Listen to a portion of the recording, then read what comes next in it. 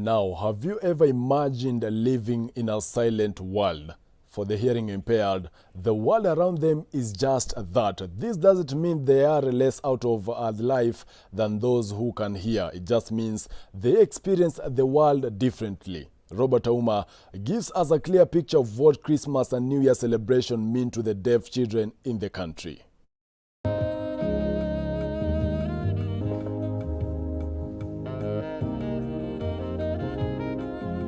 There is a rich deaf culture which abounds with its own history, arts, sports, languages, and even much more.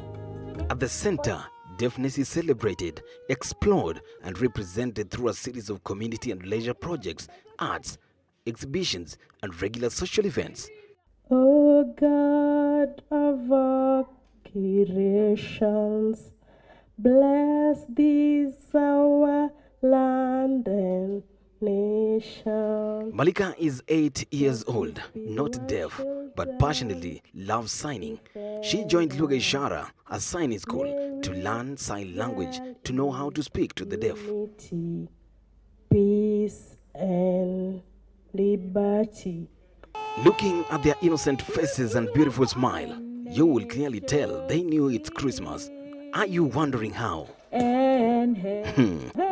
Me too. Relax, we are here to learn. Talking of learning, meet our world's youngest and the most handsome teacher, Leon. He is 11 years old, deaf, and his favorite hobby is singing.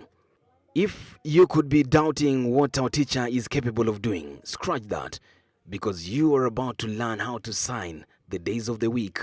Sunday, Monday, Tuesday, Wednesday, Thursday, Friday, Saturday. Wow, well done, Leon. All right. Lugha Ishara has provided a platform for the deaf children to interact, learn, and understand their culture in depth. Among the core pillars that has grounded and enabled stability here is faith. Among those who strengthen faith here is Austin. Should we give him a title already? God, in Jesus' name, we are very, very happy for the beautiful day. Thank you for the jokes. Austin is 9 years old. No one who has cried. We are all going home safe. Born deaf, he aspires to be a pilot when he grows up. Yay! So, let me introduce her. Drum roll. Jenna is 8 years. She hopes to be a professional sign language interpreter because she has lived and loved this silent world. She is a believer of mighty things. If it were a normal church setting, she could be the head of chaplaincy. Jeremiah, and I will answer you and show you mighty things that you. Full of dreams is Marilyn, aged 6. You could tell from the beautiful smile that she has a bright future ahead of her. Hi. So, why do you love sign language? Because sign language is the best. I love deaf children. It's my best thing.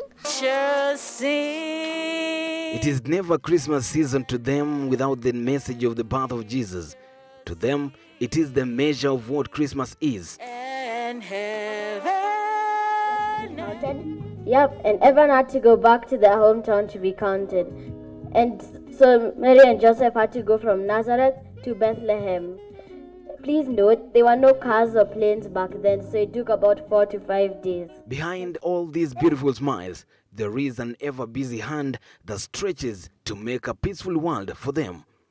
Nancy Wagi is a co-founder of Lugha Ishara, and she says it was never easy. Discrimination is also very subjective, if I may say. But I think generally, as long as you're different from other people, people will be like, oh, okay, what's happening? You know, so and then,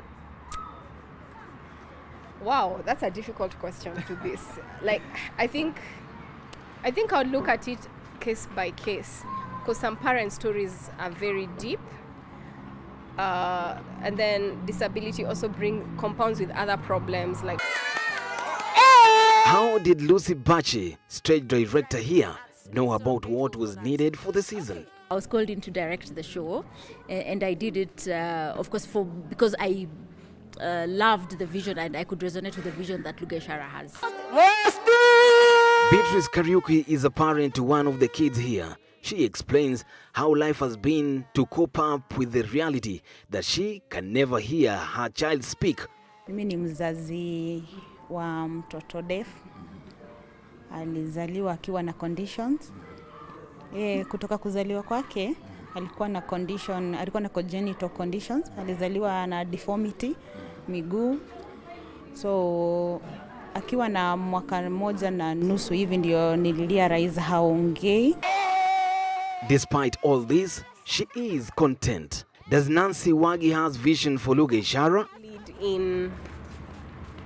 In providing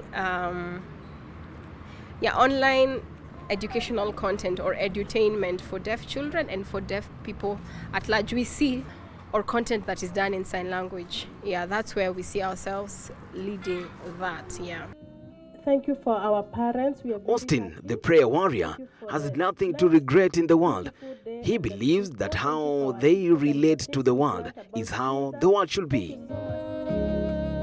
My name is Austin Karanja, and that is my sign name. In the play, I was one of the wise men. We wish you a Merry Christmas and a Happy New Year. Even with the high estimations of the rising number of people, especially children living with hearing disabling loss, they are grateful. On behalf of Lugha Ishara, Switch TV wishes you a Happy New Year 2021. My name is Robert Ouma.